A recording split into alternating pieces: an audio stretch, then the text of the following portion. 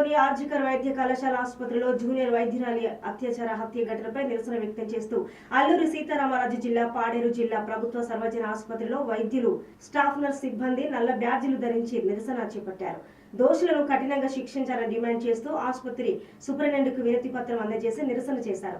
బాధితులకు న్యాయం జరిగే వరకు దశల వారీగా నిరసనలు చేపడతామని, కేంద్ర రాష్ట్ర ప్రభుత్వాలు వెంటనే స్పందించి వైద్యులకు రక్షణ కల్పించాలని, ఇక న్యాయం చేయాలని డిమాండ్ చేశారు. ఈ కార్యక్రమంలో ఆసుపత్రి వైద్యులు, సిబ్బంది పాల్గొన్నారు.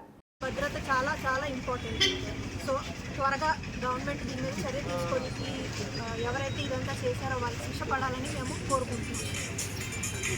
కోల్కతా జరిగిన అవాంఛనీయ సంఘటన మాత్రం మళ్ళీ పునరావృతం కాకుండా దోషులందరినీ కఠినంగా శిక్షించి నెసరీ చట్టాలన్నీ తీసుకురావాలని మేము కోరుకుంటున్నాము. నమస్కారం అండి. మరి మొన్న ఆగస్టు 9వ తారీఖున కోల్కతాలోని ఒక మెడికల్ కళాశాలలో డ్యూటీలో ఉన్నటువంటి ఒక మహిళా పీజీ వైద్యురాలిపై మరి ఎంత ఘోరమైన సంఘటన జరిగిందో, ఎంత దుర్మార్గమైన సంఘటన జరిగిందో మీ అందరికీ తెలుసు.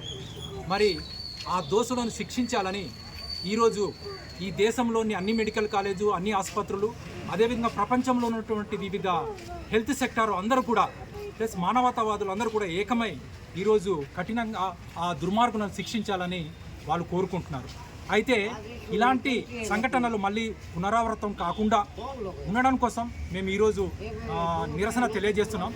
అలాగే ఆ దుర్మార్గులను శిక్షించాలని, అలాగే ప్రభుత్వాలు వెంటనే జోక్యం చేసుకుని ఎక్కడైతే ఈ వైద్యులు డ్యూటీల్లో ఉంటారో వాళ్ళకి మంచి వైద్యం అందించాలంటే ఖచ్చితంగా వాళ్ళకి రక్షణ కల్పించాలని కోరుకుంటున్నాం.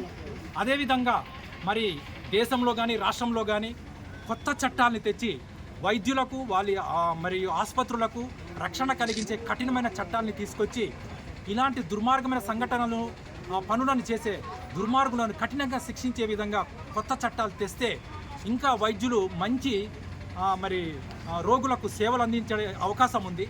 కానీ మీరందరికీ తెలుసు, కరోనా అనే భయంకరమైన సమయంలో కూడా వైద్యులు ఎంత ఒక యుద్ధంలాగా వాళ్ళు కూడా ఒక మిలిటరీలో సైనికులు ఎలాగైతే యుద్ధ సమయంలో పోరాడతారో అలాగే వైద్యులు కూడా యుద్ధ రంగంలో దిగినట్టు కరోనా సమయంలో వాళ్ళ ఫ్యామిలీస్ అందరిని వదిలేసి